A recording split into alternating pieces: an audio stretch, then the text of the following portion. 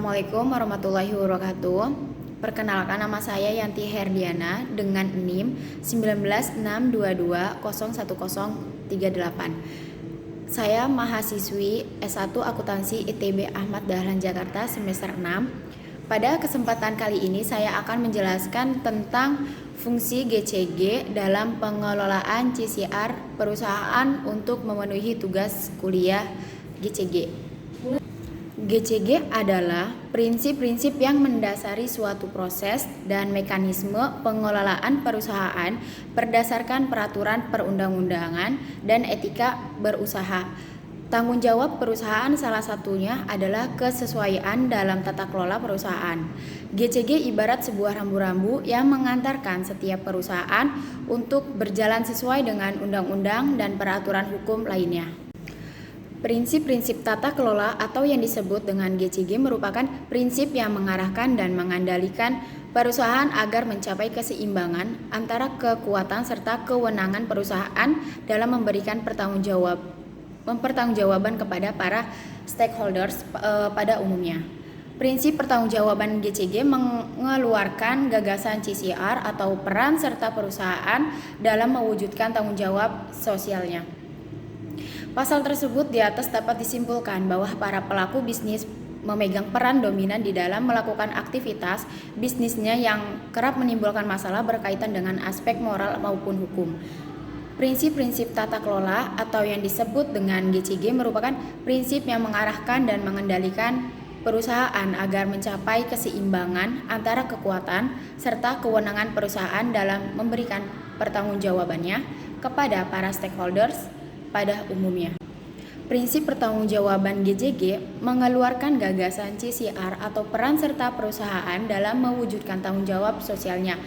Yang pertama, transparansi, yaitu keterbukaan dalam melaksanakan proses pengambilan keputusan dan keterbukaan dalam mengungkapkan informasi material dan relevan mengenai perusahaan. Yang kedua, akuntabilitas, yaitu kejelasan fungsi, pelaksanaannya, dan pertanggungjawaban organ sehingga pengelolaan perusahaan terlaksana secara efektif. Yang ketiga, pertanggungjawaban, yaitu kesesuaian di dalam pengelolaan perusahaan terhadap peraturan perundang-undangan dan prinsip-prinsip korporasi yang sehat. Yang keempat, kemandirian, yaitu keadaan di mana perusahaan dikelola secara profesional tanpa benturan kepentingan dan pengaruh atau tekanan dari pihak manapun yang tidak sesuai dengan peraturan perundang-undang dan prinsip-prinsip korporasi yang sehat. Dan yang kelima, kewajaran, yaitu keadilan dan kesetaraan di dalam memenuhi hak-hak pemangku kepentingan atau stakeholders yang timbul berdasarkan perjanjian dan peraturan perundang-undangan. Dapat disimpulkan bahwa harus ada kesesuaian dalam pengelolaan yang salah satunya adalah tentang lingkungan hidup. Prinsip-prinsip GCG dalam setiap perusahaan wajib dipatuhi dan dilaksanakan guna kualitas dan tata kelola yang baik serta perusahaan dapat diterima oleh masyarakat sekitar. GCG juga berfungsi untuk mendorong setiap perusahaan dalam pembenahan tata kelola perusahaan baik secara internal maupun eksternal. Penerapan GCG dapat didorong dari dua sisi, yaitu etika dan peraturan. Dorongan dari etika datang dari kesadaran individu-individu pelaku bisnis untuk menjalankan praktik bisnis yang mengutamakan kelangsungan hidup perusahaan, kepentingan stakeholders, dan menghindari cara-cara menciptakan keuntungan sesaat. Pada dasarnya, GCG mempunyai hubungan yang sangat erat dengan CSR, di mana dalam prinsip GCG, terutama pertanggungjawaban dapat diwujudkan dengan pelaksanaan CSR sebagai tanggung jawab perusahaan terhadap lingkungan sekitarnya.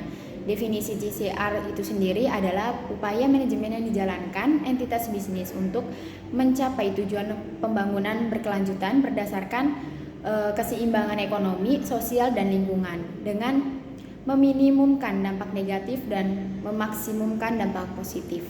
Good Corporate Governance atau GCG seperti yang telah kita ketahui bersama bahwa etika bisnis memiliki maksud dan tujuan sebagai tuntutan agar dapat membedakan mana yang baik dan mana yang buruk. dan mana yang boleh serta tidak boleh berperilaku pada dunia. Yang dimaksud adalah tidak boleh dilakukan dalam berperilaku pada dunia usaha. Pada saat menjalankan bisnisnya, maka suatu perusahaan bukan hanya memiliki kewajiban serta tanggung jawab yang bersifat legal serta ekonomis, melainkan suatu perusahaan memiliki kewajiban yang juga memiliki sifat yang etis. Etika bisnislah yang menjadi tuntutan untuk berperilaku di dalam dunia usaha agar dapat menjadikan seseorang ataupun suatu perusahaan bisa membedakan mana yang buruk dan mana yang baik, serta mana yang tidak boleh dilakukan dan boleh untuk dilakukan. Akibat persaingan yang sangat ketat demi memperebutkan pasar agar dapat mendapatkan keuntungan yang paling optimal, maka hal ini tentu akan rentan dalam terjadinya pelanggaran etika seperti pelanggaran asas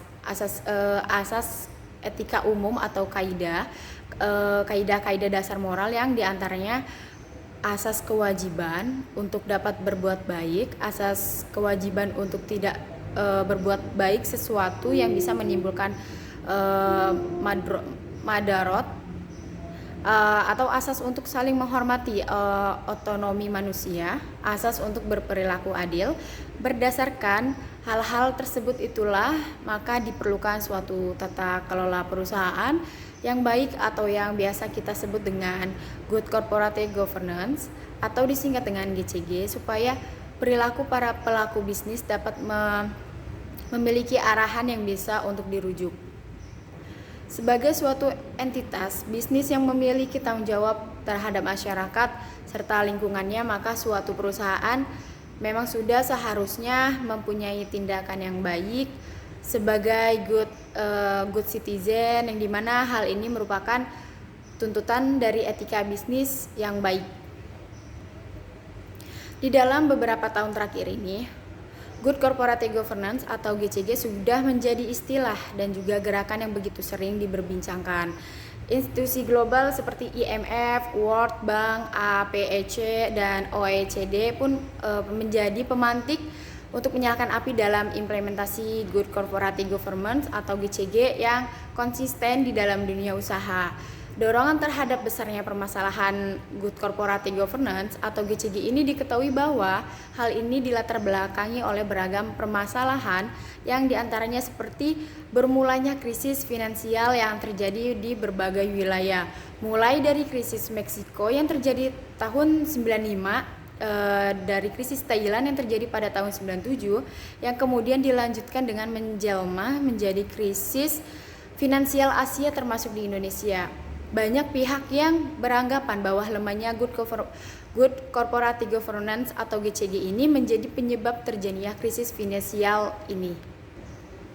Selain hal itu, dorongan-dorongan ternyata juga datang akibat dari perkembangan pada industri pada modal yang telah membuka peluang terjadinya berbagai bentuk overstate atau yang dapat merugikan para stakeholders.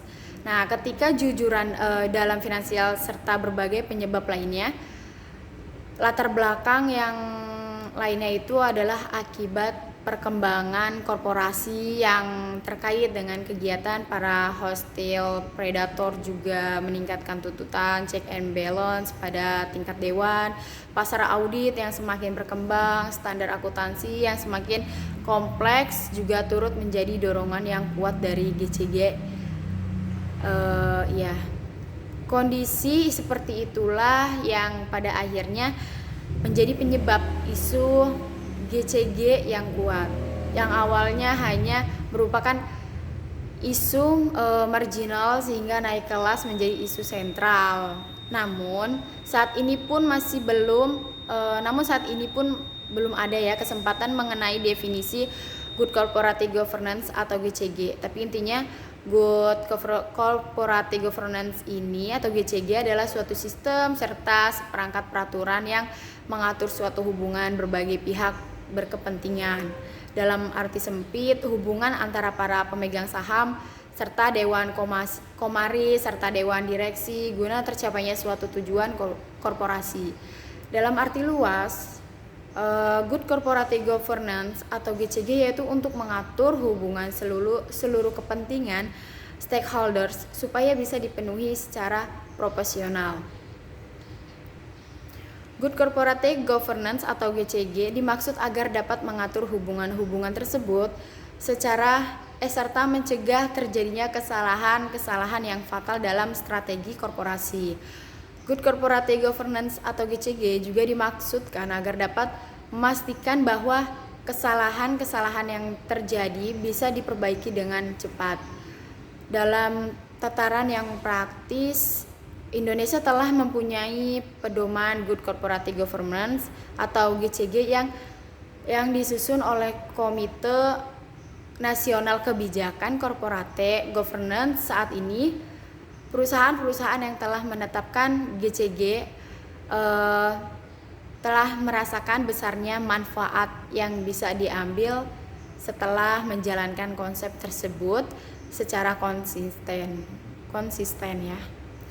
Selain kinerja yang terus membaik, harga saham serta citra perusahaan pun turut meningkat. Bahkan kredibilitas perusahaannya terus naik hingga melewati batas-batas negara, baik itu di mata para investor, mitra maupun kreditor serta para stakeholders lainnya. Ya, kesimpulan dari sekian yaitu adalah CCR ya, adalah salah satu bentuk dari implementasi GCG tersendiri. Sebagai entitas bisnis yang memiliki tanggung jawab kepada para masyarakat serta lingkungan, maka sudah seharusnya bahwa perusahaan dapat bertindak sebagai good citizen, yang dimana hal ini merupakan tuntutan dari etika bisnis yang baik. Sekian dari saya, mohon maaf bila ada salah kata. Billahi fisabilil haq fastabiqul khairat. Wassalamualaikum warahmatullahi wabarakatuh.